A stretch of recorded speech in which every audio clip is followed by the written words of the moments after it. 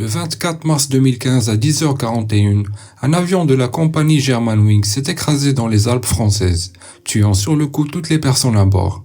Une enquête a révélé que c'était un acte volontaire du copilote Andreas Lubitz, qui a délibérément précipité son avion sur une montagne des Alpes. Germanwings était une filiale low-cost du groupe Lufthansa, qui assurait des vols vers plusieurs destinations en Europe. L'avion a décollé de Barcelone à 9h01, avec une vingtaine de minutes de retard. Il devait arriver à l'aéroport de Düsseldorf après environ 1h30 de vol, vers 10h39. À bord de l'avion se trouvent 144 passagers, 6 membres d'équipage, le commandant de bord et son copilote. Il y avait au total une quinzaine de nationalités différentes. À 10h30, c'est la dernière communication de l'équipage avec le contrôle aérien. 1 minute plus tard, l'appareil commence à descendre rapidement. Les contrôleurs aériens essayent de contacter les pilotes, mais sans succès. La descente est rapide et dure seulement 10 minutes. Pendant ce temps, un avion militaire français de type Mirage 2000 est envoyé pour chercher la trace de l'avion. Mais peu après, à 10h41, l'avion percute une montagne à une vitesse de 700 km/h, entraînant la mort immédiate de tout le monde à bord. Il s'agit du pire crash aérien en France depuis celui du Concorde en 2000. À l'époque, on ignorait ce qui s'était exactement passé à bord. Cependant, l'analyse des boîtes noires nous a permis d'éclaircir les circonstances du crash. Après un début de vol tout à fait normal, le commandant de bord Patrick Sondheimer quitte le cockpit pour se rendre aux toilettes, laissant le copilote Andreas Lubitz seul aux commandes de l'avion. Celui-ci verrouille la porte du cockpit avant de déclencher la descente de l'avion. Il refuse de rouvrir la porte au pilote, qui tente en vain de la briser avec une hache. En effet, après les attentats du 11 septembre 2001, la protection du cockpit a été renforcée. Il est désormais impossible de l'ouvrir de l'extérieur.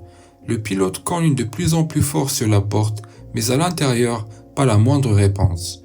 Pourtant, Andreas Lubitz est bien en vie. Il n'est pas inconscient. L'enregistreur a capté le son de sa respiration. L'avion continue de s'enfoncer vers le sol et les cris des passagers s'intensifient. Ils comprennent qu'ils vivent leurs derniers instants. Les efforts de Patrick sont inutiles.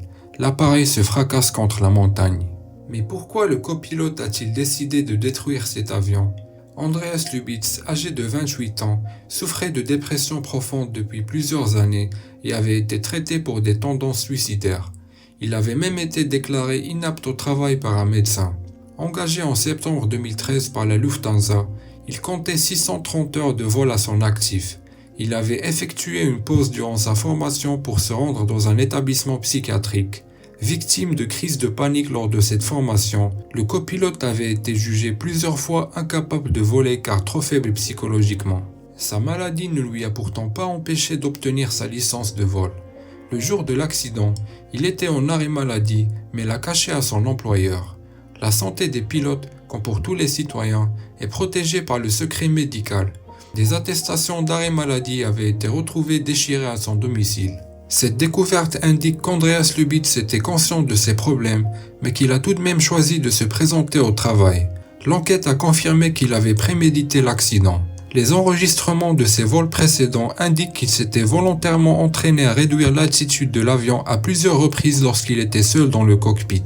Le copilote avait une peur irrationnelle de devenir aveugle, ce qui l'empêcherait de continuer à exercer son métier de pilote de ligne. Sur 5 ans, il a vu 41 médecins différents. Toutes ces consultations aboutissent à la même conclusion. Andreas Lubitz a bien un problème, mais cela ne vient pas des yeux, c'est dans la tête. Craignant de devenir aveugle et de devoir renoncer à son métier, il devient de plus en plus suicidaire. Les enquêteurs ont pu accéder aux recherches qu'il avait effectuées sur Internet qui montrent qu'il s'est informé sur les manières de se suicider ainsi que sur les portes de cockpit et leurs mesures de sécurité. En réponse à l'accident, plusieurs compagnies aériennes ont décidé d'imposer la présence de 2 personnes en permanence dans le cockpit. Si l'un des 2 pilotes doit s'absenter pour se rendre aux toilettes ou pour régler un problème en cabine, un autre membre de l'équipage est appelé dans le poste de pilotage. Lufthansa a versé 50 000 € à chacune des familles des victimes, mais aucune somme d'argent ne peut ramener ce qui a été perdu.